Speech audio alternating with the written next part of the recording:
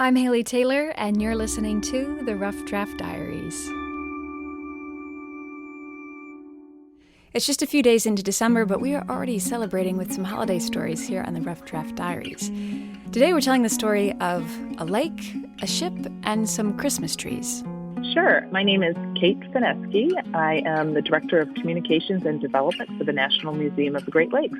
We're taking a virtual tour of the National Museum of the Great Lakes, a museum that shares the story of the Great Lakes through their hands-on interactive exhibits, their artifacts, their photography, and of course, the stories. This story is particularly festive. As I mentioned earlier, it involves the lake, a ship, and some Christmas trees. So on November 23rd, 1912, the schooner Rouse Simmons sank while carrying Christmas trees. Her captain, Herman E. Schooneman, also known as Captain Santa, was known for carrying Christmas trees across the Great Lakes and bringing them to the Chicago area to deliver to families in the area, but specifically to deliver to families in need. They'd have to go across the Great Lakes to chop down the trees, get them aboard, and deliver them to where they needed to be. The Rouse Simmons encountered a winter storm on its travels, again bound for Chicago with a cargo of Christmas trees. It foundered off Two Rivers, Wisconsin, killing all on board. And unfortunately, this one day in 1912, the captain did not make it across. His ship sunk along with all the trees that it carried. And this was one of those times when the weather struck, and specifically during the what they call the gales of November. This is when that weather really would pop up, and there were a lot of shipwrecks and disasters that would happen because of the weather on the Great Lakes. However, there is an odd positive to this story. Those children in Chicago whose families were not able to afford a Christmas tree were still able to celebrate Christmas through the successor of the Christmas ship. In the year that followed, his widow, his wife, back at home, decided to carry out the tradition and surprise the Chicago community with a boatload of trees ready in there, and the tradition continued. And it really just talks a lot about the spirit of giving and keeping the spirit of the holidays fresh and alive. And, I think it touches us even closer during this time of unprecedented challenges to have something that sparks just the spirit of the holidays, the spirit of giving back to the community, just like the story of the Christmas tree ship does. There are many different communities connected to the Christmas tree story. Again, it was headed to Chicago, foundered off of Wisconsin, but the schooner was actually owned by a wealthy lumber magnate from Muskegon, Michigan. So again, each community has its own way of celebrating and interpreting this story.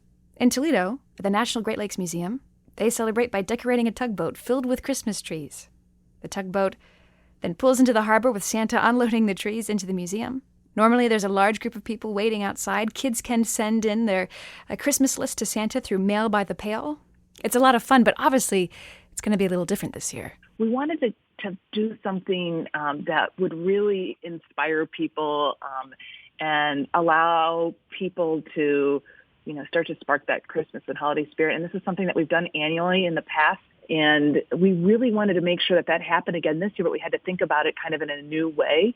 So we're going to be doing Facebook Live to actually share the experience with everyone. And we feel like this is a great way, even people that can't make it down to the museum or might be a part of a vulnerable population would be able to see it from anywhere using the Facebook Live link. And in the true spirit of the story of the Christmas ship, you can buy a Christmas tree for yourself. Or you can, just like Captain Herman, provide a tree for a family in need in our area. We're working with the East Toledo Family Center to provide a list of folks in the community that surround the museum to provide them with trees. If purchasing a tree for somebody else isn't what people want to do, we want to offer some additional opportunities. So we actually partnered with the United Way of Greater Toledo to help us locate some other family and children's support services, put us in contact with them. The United Way of Greater Toledo has been super helpful in helping to kind of support us behind the scenes on this. So just a great way to be there for our community during what is just a really unusual, hard year. But even through this difficult year, the story of the Christmas ship, with its tale of generosity and community, still rings true to this day. especially for the National Great Lakes Museum. We're keeping this tradition, this history alive, is a part of their mission. One of the things that I truly love about this event is it really is helping us to share that mission with others. We're sharing a historic tale. There is always a story behind every shipwreck, behind every ship, behind the different areas that sit along any of the Great Lakes, and this is just one of those stories. It's funny, the story's been told in a lot of different ways. Just neat to see how people can take the generosity and inspiration of the generosity behind the tale to make it applicable to any age group and to really share that Christmas spirit. And that's what we're here for, to teach people about the Great Lakes, the history behind it, and to make sure that history stays alive. I'm Haley Taylor, and thanks for listening to this episode of the Rough Draft Diaries.